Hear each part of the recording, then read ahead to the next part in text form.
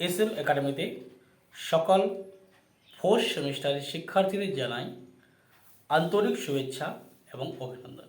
তো আমরা আজকে আলোচনা করছি ফোর্থ সেমিস্টারের ভাষা বিজ্ঞান সিলেবাস নিয়ে।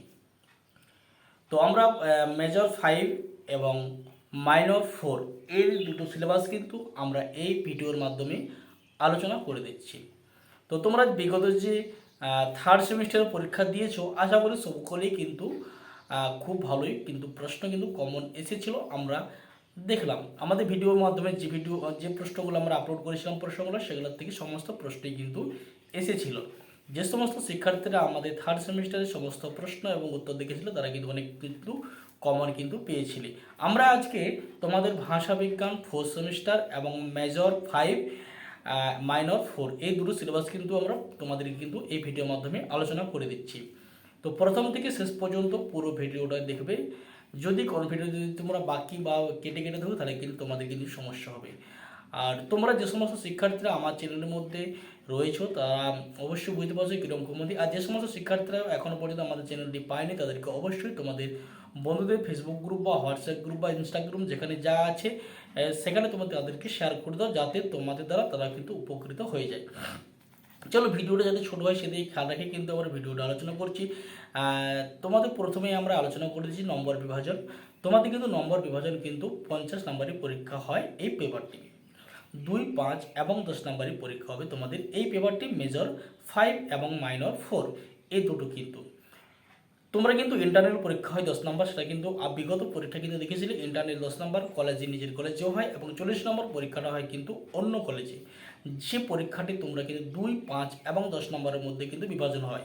চলো তোমাদের আমরা সিলেবাসটা আমরা আলোচনা করে দিচ্ছি। তোমরা কিন্তু খাতা পেন নাও এবং লিখতে শুরু করে দাও।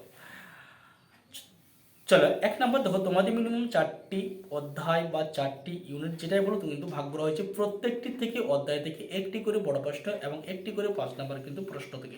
তোমাদের যে 4টি আমি আলোচনা করবো এই 4টির থেকে তোমাদের যে দুটো ভালো লাগে সেই দুটোই আলোচনা করবে। আমরা কিন্তু তোমাদেরকে এখান থেকে মিনিমাম 3টি অধ্যায় থেকে আমরা আলোচনা কিন্তু প্রশ্ন উত্তর সমস্ত আলোচনা করে দেবো স্টেপ বাই স্টেপ। চলো 1 নম্বর চলে যাচ্ছি আমরা। প্রাচীন ভারতীয় আর্য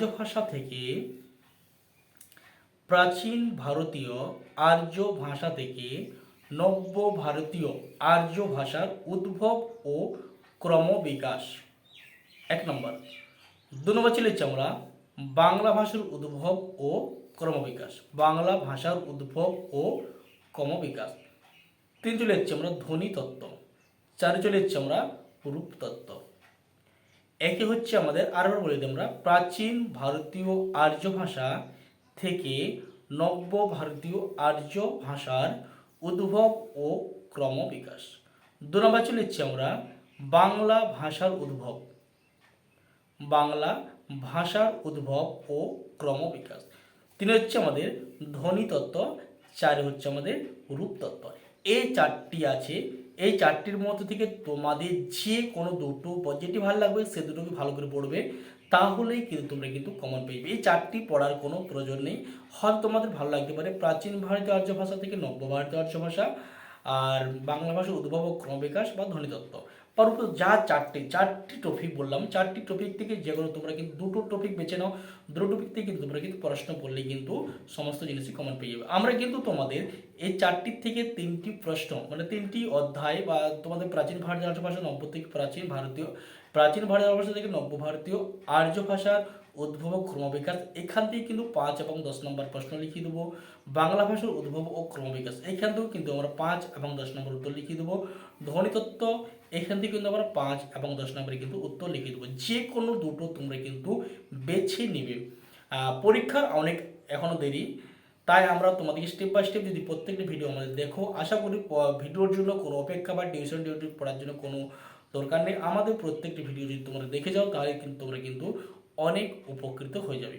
আমরা সপ্তাহে 2 দিন তোমাদের ফোর্থ সেমিস্টারের সমস্ত বাংলা পেপারটি কিন্তু আমরা উত্তর সমেত আলোচনা করব এই এসএম একাডেমিতে।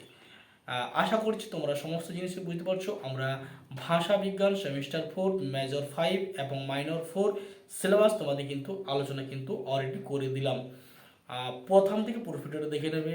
আর যদি আমাদের ভিডিওটা অবশ্যই তোমাদের ভালো লেগে থাকে অবশ্যই একটা লাইক একটি কমেন্ট করে দেবে এবং বন্ধুদেরকে শেয়ার করে দেবে। চলো কথা না বাড়িয়ে ভিডিও বন্ধ করছি। ভালো থেকো, সুস্থ থেকো, পরবর্তী ভিডিও তোমার সাথে দেখা হবে।